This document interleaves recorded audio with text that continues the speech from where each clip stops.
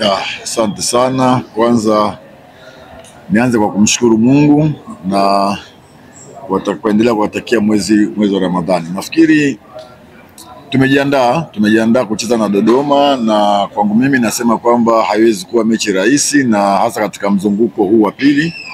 Dodoma ni timu ambayo ni nzuri, timu ambayo ina mwalimu mzuri, mwalimu mshindani siku zote. Mwalimu Meki ni mwalimu ambaye anapenda sana ushindani, na hata ukiangalia katika mechi yetu ya kwanza na Dodoma haikuwa mechi rahisi.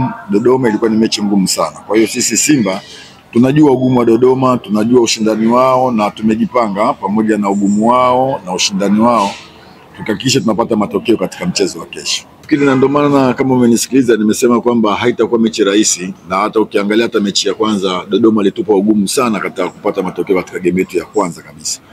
Kwa hiyo nasema kwamba haitakuwa rahisi. Dodoma wana timu nzuri, wana wachezaji ambao wazoefu, wachezaji kama kina Ajibu ambao ni wachezaji ambao wanaweza kucheza mechi yoyote na bila kuleta hofu yote, kuleta upinzani. Kwa hiyo sisi tumejipanga pamoja kwamba na ugumu wao na uzuri waliokuwa nao, kwetu sisi ni muhimu sana alama tatu katika mchezo wa kesho. Fikiri bado tunaendelea na majeruhi ambaye tutaendelea kumkosa Shemaloni Mponda na Kamara katika game ya kesho, lakini Kamara kishaanza mazoezi na nafikiri katika game zijazo tutaendelea kuweza kuwatumia, lakini yote kwa yote kwamba wachezaji waliobakia wote wako kambini na wako vizuri kabisa kwa ajili ya mchezo wa kesho.